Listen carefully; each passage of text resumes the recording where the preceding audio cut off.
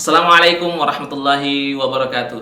Teman-teman sekalian, pada hari ini kita akan menjawab satu pertanyaan, yaitu bagaimana cara kita mencari ustadz.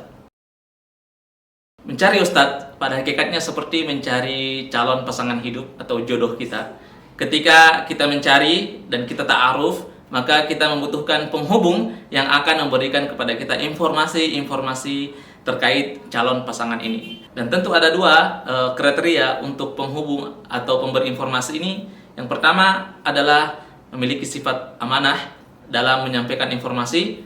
Yang kedua adalah memiliki akses untuk mengetahui informasi lebih banyak atau cukup mengenai calon pasangan hidup kita ini. Maka sama halnya dalam mencari ustadz atau guru, hakikatnya kita mencari penghubung antara diri kita dengan informasi yang diberikan oleh Rasulullah Sallallahu Alaihi Wasallam dan informasi yang ada di dalam Al-Quranul Karim. Maka paling tidak seorang ustadz atau guru harus memiliki dua kriteria. Kalau kita merujuk kepada kitab-kitab hadis, merujuk kepada kitab-kitab usul terkait syarat-syarat periwayat atau syarat-syarat mujtahid, syarat-syarat pemberi fatwa, maka paling tidak ada dua kriteria yang harus dipenuhi. Yang pertama adalah kesolehan pribadi, atau biasa disebut dengan al-adalah atau keadilan, yang itu menunjukkan kejujuran pribadi tersebut yang tidak akan berbohong dalam menyampaikan informasi, dan ini ditunjukkan dengan kesolehan pribadi tersebut. Maka tidak bisa kita mendapatkan informasi dari orang yang secara zahir fasik, meninggalkan kewajiban-kewajiban atau melanggar keharaman-keharaman yang sudah ditetapkan oleh Allah Subhanahu wa taala. Allah Subhanahu wa taala berfirman, in ja'akum fasikum binaba'in fatabayyanu.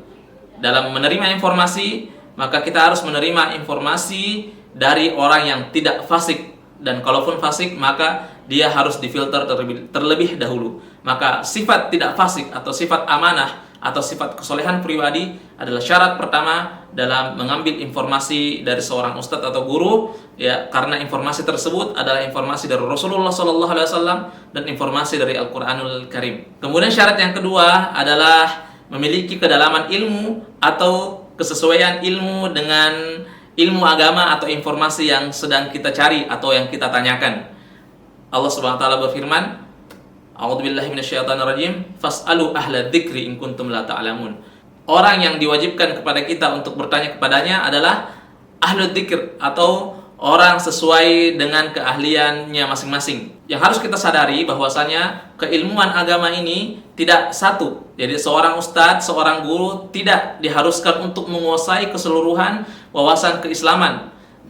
Karena disiplin ilmu di dalam Islam sendiri itu terbagi-bagi. Ada ilmu akidah, ilmu syariat, ilmu akhlak, ilmu tafsir, ilmu hadis. Maka ketika seseorang menguasai salah satu bidang ilmu ini dengan kompeten, menguasai salah satu atau lebih bidang ilmu tersebut, maka darinya kita bisa mengambil ilmu terkait yang dia kuasai. Syaratnya kita hanya mengambil ilmu yang sesuai dengan kapasitasnya dan mengetahui dan menyadari bahwasanya ustadz ini memiliki kapasitas yang terbatas. Artinya dia tidak memiliki kemampuan di dalam bidang-bidang tertentu. Maka kita harus mencari atau mengambil ilmu dari ustadz atau guru sesuai dengan kapasitasnya.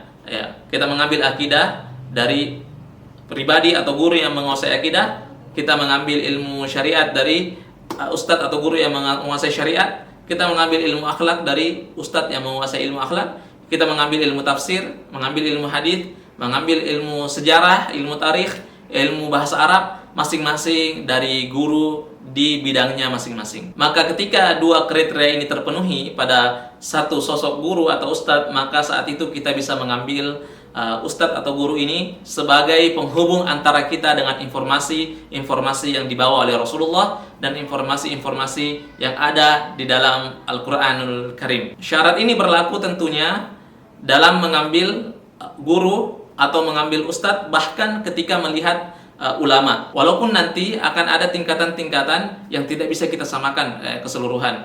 Sebagaimana disiplin ilmu ini memiliki jenis-jenis yang berbeda, dan begitu pula kapasitas masing-masing ulama di dalam masing-masing ilmu memiliki tingkatan-tingkatan yang berbeda, yang ini bisa kita lihat insya Allah ketika kita semakin belajar. Yang paling tidak di awal kita memiliki dua kriteria ini, tidak salah dalam mengambil ilmu, tidak ragu dalam mengambil informasi dari Rasul dan Al-Quran melalui ustadz dan guru kita yang memang adalah pribadi yang amanah. Kita lihat kesolehannya secara zahir dan itu yang diwajibkan kepada kita, dan kita melihat kedalaman ilmunya, memiliki kapasitas dan kompetensi dalam menyampaikan informasi terkait dengan keahliannya.